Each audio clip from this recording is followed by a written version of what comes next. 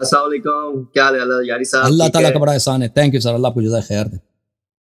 काफ़ी लंबे अरसे बाद आपसे दोबारा मुलाकात भी हो बहुत रही है। अरसे नाराज तो नहीं तो थे आप? गए थे भाई, इतने इतना तवील अरसा फिराक आपने इख्तियार कर लिया मुझसे। नहीं, असल में जो मुझे स्केड्यूल का जो थोड़ा अंदाज़ा नहीं था, तो मैंने फिर ऑपरेटर साहब से राब्ता किया तो आज टॉपिक चूँकि जो था बड़ा अहम था और मैं इस हवाले से काफ़ी कंसर्न था कि आपसे बात भी करूँ। जी तो सर। इससे पहले जो ये है कि एक शेर अर्ज़ करूँगा कि उलझा है पाँव यार का ज़ुल्फ़े दराज़ में, लो आप अपने दाम में से याद आ गया। वाह तो जी वाह! जनाब वो जो पहले वो जो मुकालमा कर रहे थे, तो हुँ, वो मैं समझता हूँ कि जो सालिस था जब बात आ गई यहाँ पे, कि इस बात पे आ गई कि ये बिदअत है, तो बात तो वहीं पे डन हो गई, वहीं पे खत्म हो बिल्कुल। गई, आर्गुमेंट खत्म हो गया। जब आप एक हुँ, दफ़ा एडमिट कर लेते हो कि बिदअत, तो क्या रसूल पाक सल्लल्लाहु अलैहि वसल्लम किसी बिदअत को सर्टिफ़ाई कर सकते हैं? हुँ, या क्या वो बिदअत किसी ऐसी या कुरान पाक की कोई वर्स, कोई आयत, इस हवाले से जब आप खुद बिदअत कह रहे हो, तो क्या बिदअत को वो कोई सर्टिफ़िकेशन दे सकती है? मतलब बात तो ये यहीं पे आर्गुमेंट यहीं पे एंड हो जाता है कि आप बिल्कुल। जब एक दफा बिदअत कह रहे हो तो भाई दुरुस्त कर लो अब इस बिदअत को, ठीक कर लो अब इस बिदअत को। आपके पास 1400 साल गुजर गए, अब तक आप उसी बिदअत पे चल रहे हो। बिल्कुल। आप पूरी फैमिली खानदान तबाह कर दिए, इसका कौन जिम्मेदार है? हमारे यहाँ कोर्ट में रोज ऐसे केसेस होते हैं, डेली की बुनियाद पे ऐसे केसेस होते हैं कि शोहर आके खड़ा हो जाता है कि जनाब मुझसे गलती हो गई 3 बार इकट्ठी, आप मुझे सोल्यूशन बताएं। भाई इसका खमियाजा कौन है, इसका सजावार कौन है? आप उस बिल्कुल, बंदे की फर्दे वाहिद के किसी एक्ट को 1400 साल से एक उम्मत पे मुसल्लत करके आप बिल्कुल। खानदानों की जिंदगी तबाह कर रहे हो। फिर आगे माशाअल्लाह। वो जो लड़की जहाँ पे शादी करती है उसके जो बच्चे होते हैं उनकी लेजिटिमेसी की क्या पोजीशन है? तौबा! आगे जो बच्चे होंगे उनकी लेजिटिमेसी का प्रॉब्लम है। बिल्कुल, आप ऐसे मसाइल को, अगर किसी फर्द वाहिद ने कोई ऐसा एक्ट कर दिया है, तो उसको रजू करने की बजाय, उसको दुरुस्त करने की बजाय आपके पास और खुद मान रहे हैं कि भाई बिदअत है, बिदअत है, बिदअत है, तो भाई खुदा का वास्ता इसको दुरुस्त कर ले, हमारी कोर्ट सीधी हो जाएंगी। हमारे आधे मुआशरे के आधे मसाइल, आधी डाइवोर्स कम हो जाएंगी। आप ऐसी गलतियां जो हो चुकी हैं, अगर किसी ने, आप क्यों उस पे बज़ेते हैं उसको सर्टिफाइड करने में और उसको, और मैं हैरान हूँ कि लॉजिक क्या दे रहे हैं कि वो कोई 300 रुपए बच्चे को दे दो एक दिन में खर्च, मतलब ये लॉजिक लेके आए थे वो 4 महीनों में उनके पास ये लॉजिक बना कि 300 रुपए दो बच्चे को एक दिन में खर्च कर देगा, तो क्या खर्च नहीं, मतलब ये आप इल्मी बहस का ये लेवल रह गए। बिल्कुल सही कह रहे तो हैं। जनाबे शेख अला यारी साहब, मैं एक तो पहली बात आपका बहुत शुक्रिया अदा करता हूँ कि आपने इंतहाई अहम, और ये सोशल इशू है और ऐसा इशू है कि it is concern of everybody.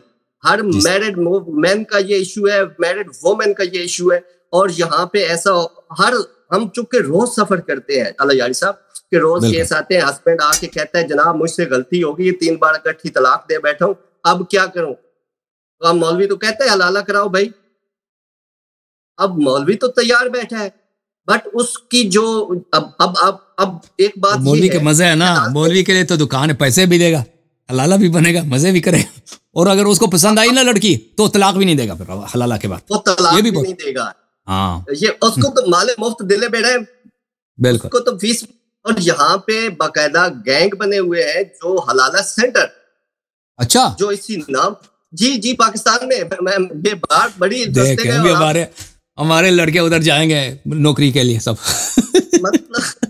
मतलब ये एक पेड हलाला सर्विसेज के ऐड चलते हैं, और मतलब ये और बात फिर कोई ये मजाक, शियों को ताने देते हैं भाई। हालत इनकी है। मैं मैं मैं इस बात पे मैं I feel proud of it कि हम कम अज कम इस तरह के जो सोशल इश्यूज हैं, और ये ऐसा इशू है, मैं समझता हूँ इंसानी जिंदगी का जो बुनियादी इकाई है वो हस्बैंड एंड वाइफ है। इंसानी जिंदगी की शुरुआत हस्बैंड एंड वाइफ से होती है। अगर आप इस रिश्ते को 3 सेकंड के भी वक्फे से, मतलब इतना भी उसको मौका नहीं देते कि वो 3 सेकंड में डिसाइड कर ले कि वो इस रिश्ते को खत्म करे, और ये ऐसा रिश्ता बिल्कुल। है जो इंसानियत की बुनियाद है, आप 3 सेकंड में उसको खत्म कर देते हो, ये कहाँ का इंसाफ है? ये फंडामेंटल प्रिंसिपल ऑफ जस्टिस के खिलाफ है कि वो आप किसी को सोचने का, अपने अपने जो उसका डिसीजन है उसको रिव्यू करने का मौका ही नहीं दे रहे। हम्म। ये तो और फिर अल्लाह ने कह दिया फंडामेंटल। ना, अल्लाह ताला ने कह दिया कि बहुत सारे आयात में कह दिया कि इद्दा का इंतजार करो, इद्दा के बगैर तलाक ना दो। और शायद लोग ये बचता जाएं, लअल्लल्लाहु युहदिथु बअद ज़ालिका अमरा, शायद ये हस्बैंड और वाइफ ये आपस में बचता जाएं, आपस में ये आश्ती कर लें। ये सब मौजूद है, कुरान की आयात हैं। तो ये सब तलाक सलासा के खिलाफ हैं, ठीक है ना। और फिर आगे से जी, तो इसमें जो तलाक का जो मतलब अगर आपने 3 तलाक को एक ही वक्त में अगर उसको एक्सेप्ट करना है तो भाई 3 बार बोलने की फिर जहमत क्यों भाई? एक ही बार कह देता कि तलाक है तो बस ठीक है तलाक है भाई। 3 सेकंड में अगर उसने 3 बार कह ही देना है तो एक ही बार कह दे, ठीक है। आपका 3 बार तलाक देने का मकसद है टू गिव टाइम उसको सोचने का।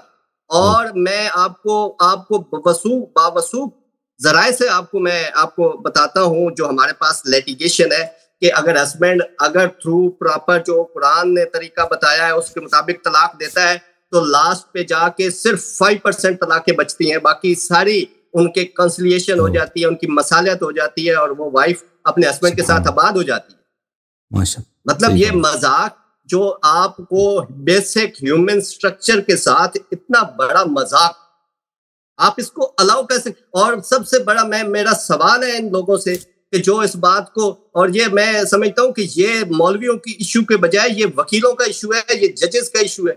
ये उनके हाथ से ऐसे काम होते हैं। मौलवी तो फतवा दे के और हलाला करके साइड पे हो जाता है।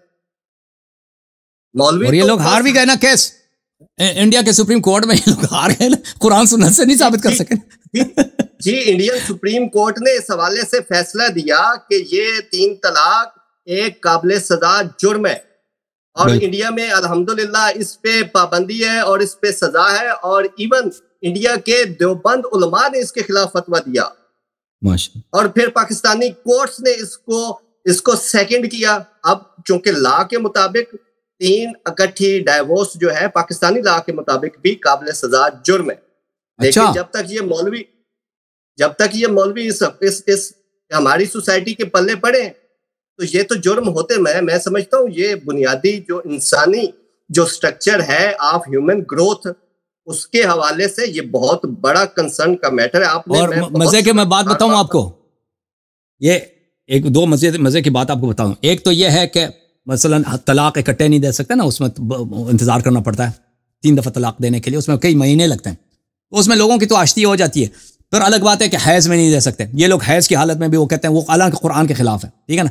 फिर ये है कि जो ऐसे मजाक में, हंसी मजाक में भी कहते हैं ना तलाक, वो कहते हैं हो गई जी, जिसका कस्द भी नहीं है, यानी आपकी नीयत भी नहीं है।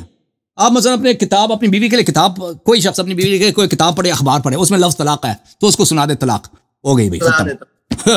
मजाक में कह दो या ऐसे गुस्से में ऐसे ही कह दो तलाक, नियत नहीं है, वो कहता है हो गई भाई। अब 3 दफा कह दिया तो फिर हलाले की जरूरत है। मैं आपको इंतहाई एक इंटरेस्टिंग चीज बताऊं कि उस्मान पीरजादा एंड समीना पीरजादा वो पाकिस्तानी एक्टर, तो वो ड्रामे में भी हस्बैंड वाइफ थे और रियल लाइफ में भी हस्बैंड वाइफ। तो उनका एक ड्रामे में रोल था कि हस्बैंड ने, उस्मान पीरजादा ने अपनी वाइफ को, जो उसकी रियल वाइफ थी, उसको ड्रामे में ही तलाक तलाक तलाक बोल दी। तो सुबह पूरी अखबार हर जगह ये था कि अब तलाक हो गई, अब तो हलाला होगा। अब जो समीना पीरजादा थी वो किसी टीवी शो में जब उससे यही सवाल हुआ उसने कहा अच्छा छोड़ें कि क्या ये जो गलती है, वो मौलवी ने कहा कि हलाला होगा जी अब तो उसने कहा कि ये गलती क्या मेरी थी या उस वक्त वो बहुत जवान भी थी ना, मौलवियों को तो वैसे शौक हो गया था। उस वक्त वो पाकिस्तान की टॉप सबसे अदाकारा थी, सबसे खूबसूरत। जी हाँ, खूबसूरत। तो उसने कहा कि ये गलती किसने की है, तो उसने कहा हस्बैंड ने। तो उसने कहा हलाला भी उसी का करो ना, मेरा क्यों हलाला का है? तो जिसकी गलती उसको सजावार बनाओ ना, मेरा क्या कसूर है?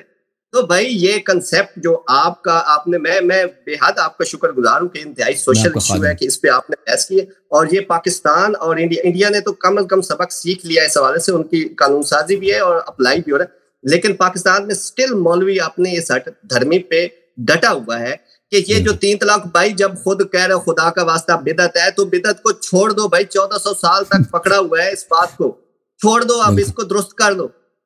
कोई नहीं, ये आपके कम अज कम आने वाली नस्लें जो है ना आपको याद रखेगी कि हमारे लिए कुछ बेहतर करके गए थे। सही भाई, आप वही तो लोग हो। आप कौन लोग हो? काला काला रसूलुल्लाह। फिर मतलब आप कौन सी रिवायात, वो मैं हैरान था कि वो किसकी दलील है। भाई अपने मौलवियों की बात कह रहे हैं कि नहीं हम इसको इस मसले में इसके कायल नहीं है भाई। और भाई तुम मतलब किस बात के कायल हो? कुरान के कायल नहीं हो, हदीस के कायल नहीं हो। कुरान जब वाज़िह तरीकाकार बता रहा है, सूरह बकरा की आयत नंबर 226 से लेकर 231 तक, ये प्योरली उस कुरान की तलाक के हवाले से आयात है। उनको देख लो, जो प्रोसीजर कुरान ने बताया वो कम से कम अप्लाई कर लो, और आने वाली नस्लों को इस हवाले से, इस फितने से और इस तरह की जो डिसोल्यूशन ऑफ मैरिज है उससे बचाएं, ताकि जो बच्चे हैं, जो फैमिलीज हैं, वो मुतासिर ना हो। और सेकेंडली जो सबसे बड़ा इसका बुरा असर है कि जब वो वाइफ जब तलाक हुई ही नहीं है, आगे शादी कर लेती है, उससे बच्चे हो जाते हैं, तो उसकी लेजिटिमेसी क्या होगी?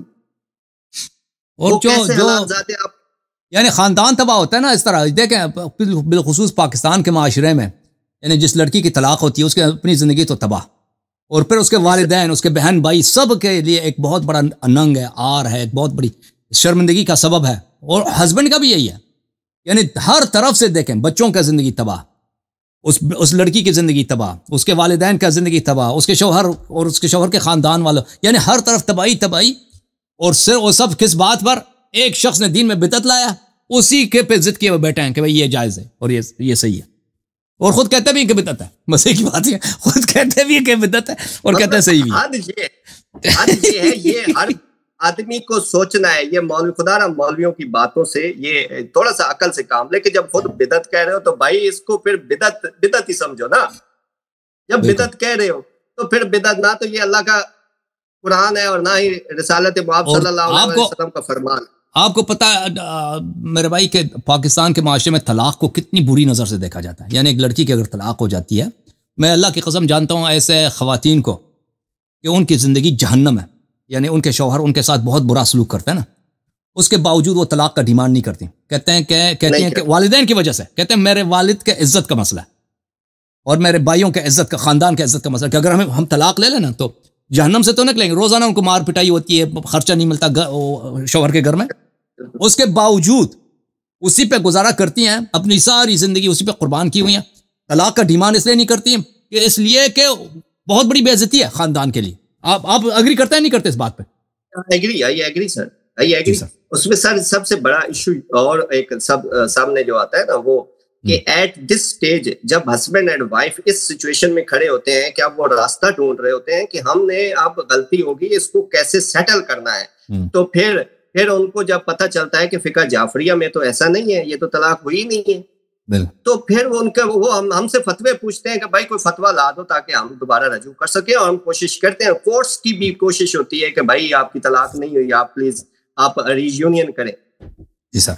अब क्योंकि पढ़े लिखे लोग तो इस बात को समझते हैं, बट जो भाई साहब आर्गूमेंट लेके आ जाए, मैं हैरान हो गया कि इस तरह के जाए लोग हमारी उम्मत को, हमारे लोगों को लीड करते हैं और लोग उनसे फतवे जाके लेते हैं कि 4 घंटों की बहस में वो लगा रहा है कि किस वो रावी ने और कौन से रावी ने, मतलब काला फलां इब्ने फलां इब्ने फलां इब्ने फलां इब्ने फलां 17 लोगों की फहरिस्त लगा के भाई कुरान पढ़ लो। बिल्कुल, इधर कुरान पढ़ लो, इतना काला फलां इब्ने फलां की बजाय कुरान पढ़ लो। अब पूरी उम्मत अगर कुरान की एक वर्ष के खिलाफ पूरी अगर उम्मत इजमा कर दे तो क्या वो लेजिटिमेट हो जाएगा? बिल्कुल, किसी सूरत नहीं होगा। सही फरमाया। तो हजूर मैं आपको बहुत शुक्रगुजार हूँ इस हवाले से कि आपने एक इंतहाई सोशल इशू और बहुत ही हसास इशू पे बहस की। Thank you so much. Thank you so much मेरे भाई, थैंक यू। तशरीफ आवरी का बड़ा शुक्रिया।